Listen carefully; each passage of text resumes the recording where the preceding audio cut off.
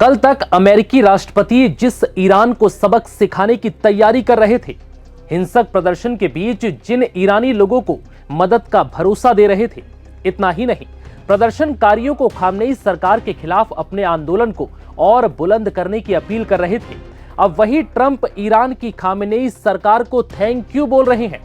आखिर क्यों? ईरान में हिंसक प्रदर्शन और 2500 से ज्यादा मौतों के बाद सख्त हुए अमेरिकी राष्ट्रपति ट्रंप अचानक ईरान के प्रति इतने नरम कैसे पड़ गए? क्या खामनेई और ट्रंप में बात बन गई, या फिर सऊदी अरब, कतर और ओमान के दखल के बाद ट्रंप को बैकफुट पर आना पड़ा? आइए जानते हैं सब कुछ इस वीडियो में। नमस्कार, मैं हूं विवेक पाल और नवभारत टाइम्स पर आपका बहुत बहुत स्वागत है। ईरान में बिगड़ती अर्थव्यवस्था और महंगाई के चरम पर पहुंचने के बाद शुरू हुए आंदोलन ने देखते ही देखते हिंसक रूप ले लिया।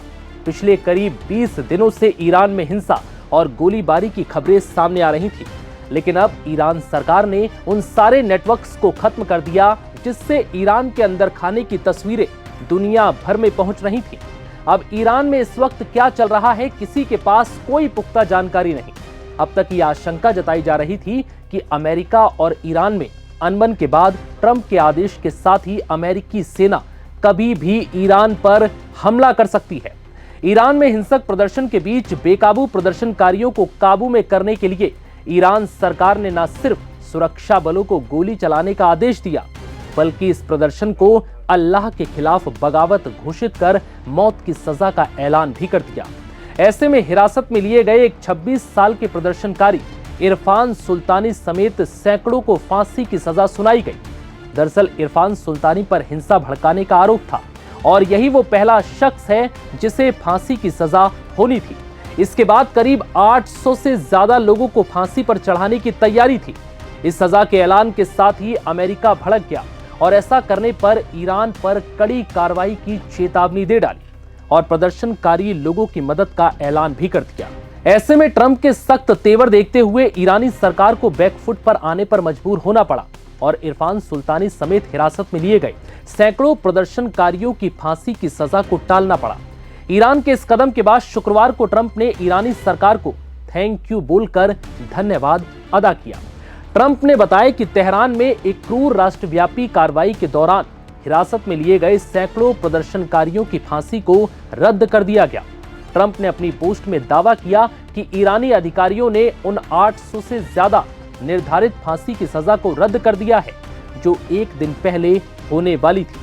बता दें कि हाल ही में ट्रंप ने ईरान में हो रही हत्याओं में कमी आने का दावा किया, जिसके बाद यह साफ होता नजर आया कि अमेरिका ईरान पर किसी भी सैन्य कार्रवाई से अब पीछे हट रहा है। जिसके बाद सवाल ये उठा कि क्या सऊदी अरब, कतर और ओमान की सक्रिय कूटनीति के कारण ट्रंप को पीछे हटना पड़ा। जानकारी के मुताबिक खाड़ी देशों के अधिकारियों ने गुरुवार को बताया कि अमेरिका और ईरान के बीच तनाव चरम पर था। युद्ध की आशंका को टालने के लिए सऊदी अरब, कतर और ओमान ने अमेरिकी राष्ट्रपति डोनाल्ड ट्रंप से लगातार बातचीत की। इन देशों ने ट्रंप को यह समझाने की कोशिश की कि ईरान को अपनी नीयत स्पष्ट करने का एक मौका देना चाहिए। इस प्रयास को खाड़ी अधिकारियों ने आखिरी वक्त की कूटनीतिक जद्दोजहद बताया है। बता दें कि इस तनाव के बीच अमेरिका ने ईरान में हो रहे विरोध प्रदर्शनों और कथित दमन को लेकर सैन्य कार्रवाई की चेतावनी दी थी।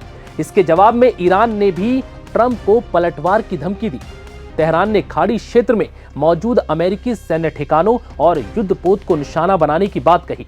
ऐसे में तनाव इतना बढ़ गया कि अमेरिका को कतर स्थित अल उद्देद एयरबेस से अपने सैन्य कर्मियों को पीछे हटाना पड़ा, जिसे मध्य पूर्व में अमेरिका का सबसे बड़ा सैन्य अड्डा माना जाता है। अल उद्देद एयरबेस जो अमेरिकी कर्मियों की अस्थायी वापसी का इस बात का संकेत देता है कि हालात कितने गंभीर हो चुके थे। क्षेत्रीय सूत्रों के अनुसार इस कदम के बाद पूरे खाड़ी क्षेत्र में सुरक्षा एजेंसियां अलर्ट मोड पर आ गईं। युद्ध की आशंका को देखते हुए सैन्य गतिविधियों में भी बदलाव किया गया। एएफपी की एक रिपोर्ट के मुताबिक सऊदी अरब के एक वरिष्ठ अधिकारी ने अमेरिकी नेतृत्व को स्पष्ट रूप से चेताया कि ईरान पर हमला पूरे क्षेत्र के लिए विनाशकारी परिणाम ला सकता है। अधिकारी के अनुसार किसी भी सैन्य कार्रवाई से हालात नियंत्रण से बाहर जा सकते थे। इस दौरान खाड़ी देशों ने न केवल अमेरिका बल्कि ईरान से बातचीत की और ये साफ किया कि ईरान के द्वारा खाड़ी में अमेरिकी ठिकानों पर हमला क्षेत्रीय देशों के साथ उसके संबंध स्थायी रूप से बिगाड़ सकता है।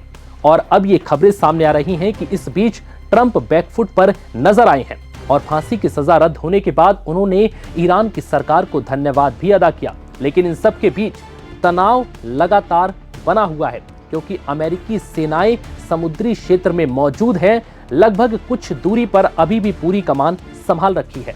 ऐसे में अगर ईरान की तरफ से जरा भी कोई एक्शन लेने की तैयारी की जाती है तो अमेरिका जवाब देने के लिए पूरी तरह से तैयार है। फिलहाल इस वीडियो में इतना ही। इजाजत दीजिए। नमस्कार।